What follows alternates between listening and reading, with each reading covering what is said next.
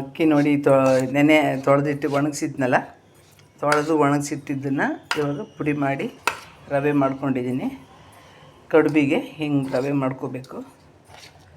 ಅಕ್ಕಿ ರವೆ ಉಪ್ಪಿಟ್ಟು ರವೆಕ್ಕಿಂತ ಸ್ವಲ್ಪ ದಪ್ಪ ಇರಬೇಕು, ತೀರ ದಪ್ಪ ಇರಬಾರ್ದು, ತೀರ ಸಣ್ಣ ಇರಬಾರ್ದು. ನೋಡಿ, ಇವಾಗ ನಾವು ಮುದ್ದೆಗೆ ಹೇಗೆ ನೀರು ಕಾಯಿಸೋಕ್ಕೆ ಇಡ್ತೀವಲ್ವ, ಮುದ್ದೆ ಮಾಡೋಕ್ಕೆ, ಹಾಗೆ ನಾವು ಇದನ್ನು ನೋಡಿ ಇಟ್ಟಿದ್ದೀನಿ. ಇದನ್ನು ಇವಾಗ ನಾವು ಕುದಿಯೋ ತನಕ ಬಿಟ್ಕೊಂಡು, ಅದು ಕುದ್ದ ಮೇಲೆ ರವೆ ಹಾಕಿ ತೊಳಸ್ಬೇಕು.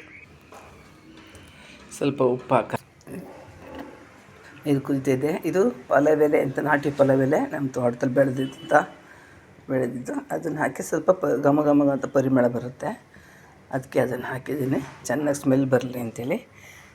ಗಮ್ಮಂತಿರುತ್ತೆ ಅದು ಎಲೆ ಹಾಕಿದರೆ. ಚೆನ್ನಾಗಿ ಕುದ್ದಿದೆ ನೋಡಿ. ರವೆ ಹಾಕೋಣ ಈಗ. ಅಕ್ಕಿನ ಪುಡಿ ಮಾಡ್ಕೊಂಡಿರೋದು ರವೆ ಆಗಿ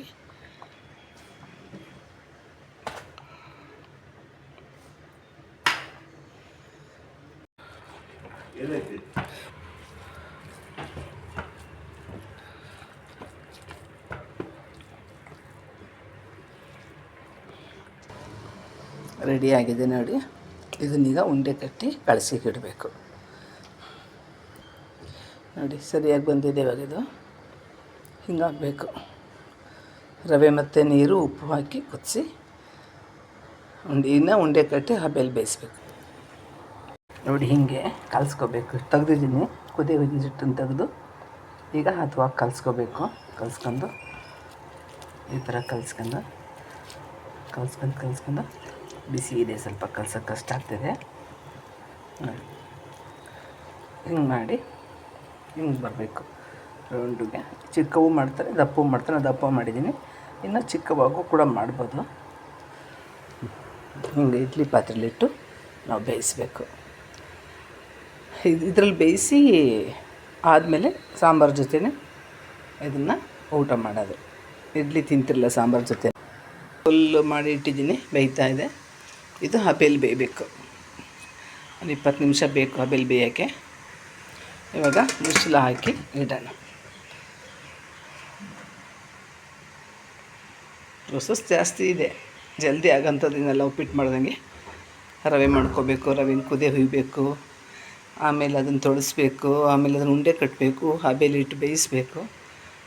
ಆದರೆ ತಿನ್ನೋಕ್ಕೆ ತುಂಬ ಟೇಸ್ಟ್, ಹೆಲ್ದಿ ಫುಡ್ಡು. ಅಡುಗೆ ಬೆಂದಿದೆ, ರೆಡಿಯಾಗಿದೆ. ಇದನ್ನು ಅವರೆಕಾಳು ಸಾರು ಜೊತೆ ತಿನ್ನೋಕ್ಕೆ, ಊಟ ಮಾಡೋಕ್ಕೆ ರೆಡಿಯಾಗಿದೆ ನೋಡಿ. ಅವರೆಕಾಳು ಸಾರು ಜೊತೆ, ಅವರೆಕಾಳು ಮಸಾಲೆ ಸಾರು ಜೊತೆ ಕಡುಬು, ಮಲೆನಾಡು ಸ್ಪೆಷಲ್. ಸಕಲೇಶ್ಪುರ ತಾಲೂಕಲ್ಲಿ ಮಾಡ್ತಾರೆ, ಚಿಕ್ಕಮಂಗ್ಳೂರು ಕಡೆ, ಮಡಿಕೇರಿ ಕಡೆ ಎಲ್ಲ ಮಾಡ್ತಾರೆ. ಇದರಲ್ಲಿ ಕೆಲವು ಕಡೆ ಚಿಕ್ಕವಾಗಿ ಮಾಡ್ತಾರೆ. ನಾನು ದಪ್ಪ ಮಾಡಿದ್ದೀನಿ. ಈ ವಿಡಿಯೋ ನಿಮ್ಗೆ ಇಷ್ಟ ಆದರೆ ಲೈಕ್ ಮಾಡಿ, ಫಾಲೋ ಮಾಡಿ, ಯಶೋಧ ರಾಮಕೃಷ್ಣ ಚಾನಲ್ ಸಬ್ಸ್ಕ್ರೈಬ್ ಮಾಡಿ. ನೀವು ಒಂದು ಸಾರಿ ಅಕ್ಕಿಲಿ ಟಿಫನ್ನಿಗೆ ಆಗಲಿ, ಊಟಕ್ಕೆ ಆಗಲಿ, ಜನ ಜಾಸ್ತಿ ನೆಂಟರುಗಳು ಬಂದಾಗಲಿ, ಫಂಕ್ಷನ್ ಇದ್ದಾಗಲಿ ಮನೇಲಿ ಜಲ್ದಿ ಅಡುಗೆ ಆಗಬೇಕು. ಅಡುಗೆ ಸ್ಟವ್ ಮುಂದೆ ನಿಂತ್ಕೊಂಡು ಮಾಡೋದು ಬೇಡ, ಕಷ್ಟ ಆಗುತ್ತಪ್ಪ, ಒಂದು ಮಾಡೋಣ ಅಂತ ಮಾಡಬೇಕು ಅಂತ ನಿಮ್ಗೆ ಅನಿಸಿದರೆ ಈ ಕಡುಬು ತರಕಾರಿ ಸಾರಾಗಲಿ, ಚಿಕನ್ ಸಾರಾಗಲಿ ಕಾಂಬಿನೇಷನ್ ಇದು. ಕಡುಬು ಅವರೆಕಾಳು ಸಾರು. ಈ ವಿಡಿಯೋ ನೀವು